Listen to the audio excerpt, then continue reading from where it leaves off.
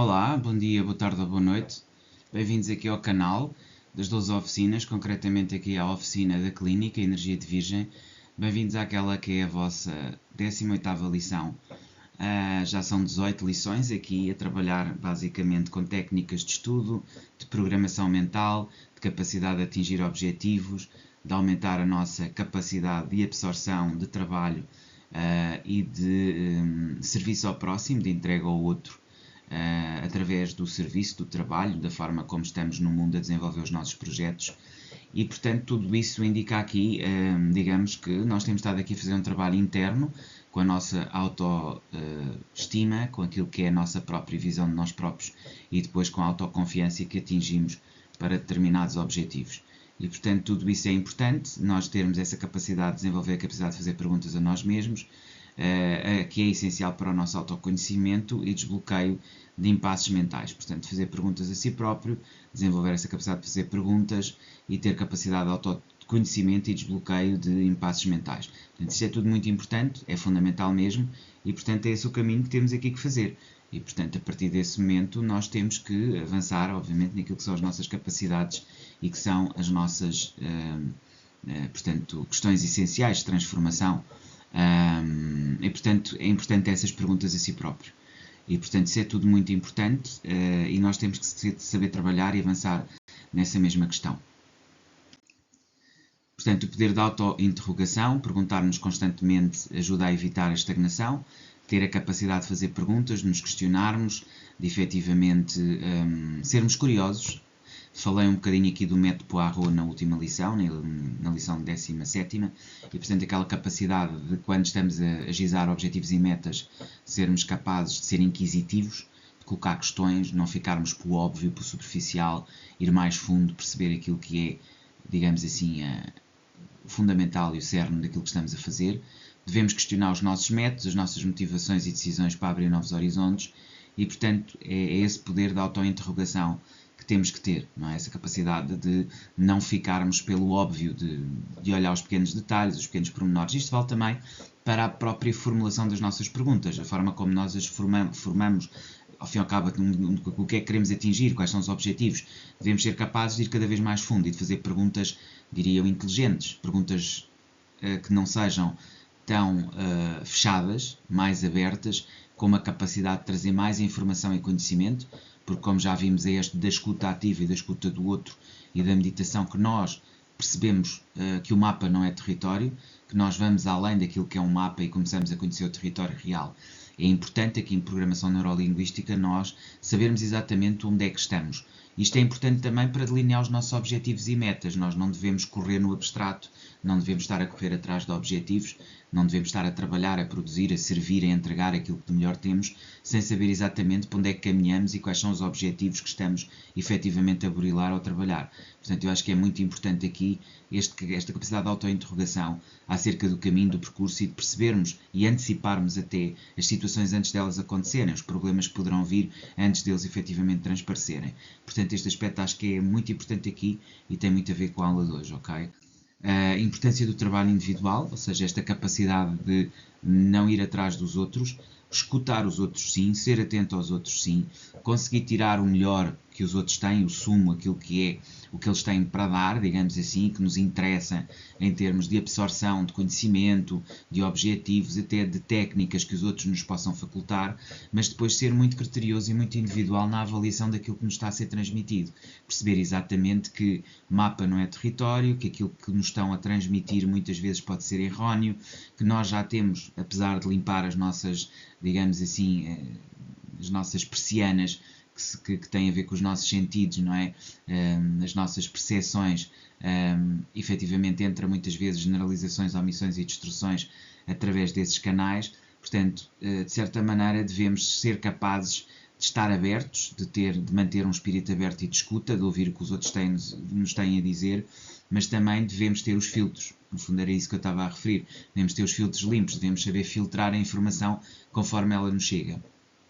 E só conseguiríamos fazer isso se descermos ao nosso fundo, como ermitas, não é? Permitir-nos escutar a voz interna, refletir qual e entender melhor os nossos próprios caminhos, a nossa própria lanterna em luz, para perceber como é que nos iluminamos. E, portanto, isto é um trabalho individual, é um trabalho de estar connosco mesmos, que temos que saber fazer e ao qual temos que nos entregar também como um aspecto fundamental da nossa jornada. Portanto, cuidado com a roda de hamster, ou seja, trabalhar sem parar e sem reflexão leva à repetição e à falta de criatividade, cria rotinas, porque é mais fácil. Vamos lá ver, é uma tendência fácil, sobretudo para quem é muito mental e muito organizado e para quem consegue estruturar bem os seus campos e repetir e fazer as caixinhas. Há aqui uma certa preguiça mental a determinada altura que se instala. Eu sei que é um contrassenso eu estar a falar de trabalhar sem parar, sem reflexão, mas quando estamos a trabalhar sem reflexão, na repetição e na falta de criatividade, nós não estamos a ir profundamente àquilo que é o trabalho como ele deve ser feito, ou seja, com intuição, com cuidado, com atenção, ou seja, estamos aqui numa deriva de repetições que são, convenhamos, mais fáceis. É mais fácil fazer em massa, repetir em massa e não resolver verdadeiramente as questões que estão a surgir. Portanto, estes problemas de estarmos aqui em roda de hamster poderão ser realmente bastante graves e poderão causar aqui problemas graves. Portanto, as pausas conscientes promovem insights inovadores e, portanto, é preciso realmente fazer aqui pausas conscientes, promover esses insights inovadores e fazer isso, ok? Portanto, ter este cuidado com a roda de hamster é um aspecto muito importante, ou seja, não nos deixar levar para aquilo que é a tentação de produzir sem sentido. Devemos ter sentido naquilo que estamos a fazer ou a produzir e para isso são essenciais as pausas conscientes, aquele período em que fazemos a tal reflexão forçada, em que nos obrigamos a fazer mesmo uma consciencialização, interiorizar e perceber e aprofundar aquilo que estamos a fazer. E, portanto, é muito importante isto, ok? Portanto, mas trabalhar com um sentido de crítica e de capacidade de ir a fundo naquilo que são as questões que nos são colocadas. Força da mudança e de perspectiva, ou seja, também ser capaz de ajustar a bússola, ser capaz de ajustar o quadrante, e cá está mais uma vez eu digo, é fundamental para fazer este ajuste de quadrante, esta mudança de perspectiva, sermos capazes de impor a nós próprios uma avaliação criteriosa e termos uma reflexão conscienciosa, não é? Sermos capazes de refletir, de aprofundar aquilo que são os nossos insights, os nossos momentos de paragem, digamos assim, e portanto fazer a tal contemplação forçada, que eu falei aqui há uns tempos como técnica, e que tem tudo a ver com não partir do ego, mas sim da essência, mas ao mesmo tempo ter uma capacidade crítica, fazer quase aqui uma reflexão inaciana, ou seja, a capacidade de auto-julgamento, ok? De um ponto de vista prático daquilo que fizemos. Permitir novas ideias e libertação de padrões repetitivos só irá acontecer se nós também fizermos essa reflexão profunda e mudarmos a forma de pensar, reorganizarmos a casa e, portanto, tivermos aqui um desafio connosco mesmos também neste contexto. A criatividade e versatilidade, portanto, temos que ser versáteis e aqui a figura do jogador, não é? Se nós pensarmos alguém que, por exemplo, joga beisebol ou um outro desporto qualquer que exige atenção, mas existe também uma capacidade de mudar permanentemente de estratégia. E aqui quando eu falo do jogador é alguém que muda permanentemente de estratégia para atingir o objetivo. Qualquer desporto, eu penso mais no beisebol porque é muito técnico e muito tático, mas se pensarmos no futebol também podemos encontrar essa mesma componente técnico-tática que os jogadores têm que ter e ela tem muito a ver com a capacidade de esconder o jogo, na ginga do futebol não sabermos exatamente para onde é que o jogador vai passar. E isto é um aspecto que nós temos que ter, ou seja, esta capacidade de nos anteciparmos, de sermos imprevisíveis, de jogarmos com o medo, o receio do outro e a incapacidade de se preparar para a situação que aparece. Isto obriga-nos a ser flexíveis, a reinventar as rotinas, ou seja, a forma como trabalhamos, daí não podermos trabalhar de forma cega, de forma fechada, de forma, digamos, perdida, em que repetimos permanentemente determinado tipo de fórmulas, temos que as interpretar e compreender e estar em permanente atenção. Ampliar a nossa capacidade de adaptação e, consequentemente, fazendo isto, também ampliamos a nossa capacidade de sucesso. Portanto, jogar como jogador versátil, primeiro ponto, ser versátil, segundo, flexível, terceiro, reinventar rotinas, terceiro, ampliar capacidade de adaptação e quinto, também ampliar a capacidade de sucesso. Portanto, o exercício é estar ao serviço do outro, é o exercício que eu trago aqui, exercício de serviço ao outro, ajudar os outros a refletir sobre como isso fortalece a sua missão, ou seja, terem aqui conversas mais longas nos quais ouçam os outros e os ajudem a conectar os seus próprios caminhos. Isto é também uma forma de, indiretamente, refletir e treinar a vossa própria psique para seguir os vossos próprios pensamentos e ideias. Devem fazer isto como objetivo, portanto, também aqui corporizar ou pôr por escrito uma forma, primeiro pensar, obviamente, e depois escrever, mas pensar uma maneira prática de servir, ou seja, criar aqui, dentro das vossas capacidades, dentro daquilo que conseguem criar ou aquilo que são as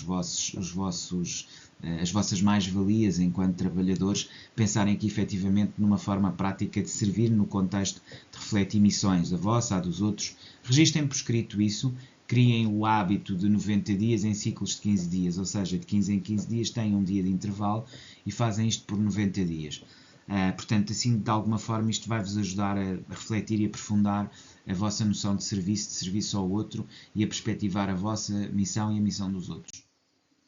Reflexão final que eu quero aqui deixar, a propósito da lição de hoje: como o serviço ao outro pode aumentar a motivação e o foco? Esta é a pergunta ou a questão. Portanto, refletirmos aqui um pouco como o serviço ao outro, como estar em missão pode ser fundamental para delinear aquilo que é o nosso foco, o nosso objetivo e aumentar aquilo que é a nossa motivação. Deve, com aquele exercício das missões, refletir e incorporar esta prática diária de estudar as suas missões e as missões dos outros. Deve também ter aqui um aspecto de interrogação, de questionamento, que é desenvolver perguntas poderosas e manter-se conectado ao propósito, àquilo que é o vosso objetivo, mantendo obviamente aquilo que são metas e objetivos definidos, e a partir daí atingirem aquilo que é o vosso próprio sentido de estar e ser na vossa missão. Espero que tenham gostado da aula de hoje, a aula 18, voltamos a ver amanhã. Até lá, despeço-me cordialmente. Até lá então.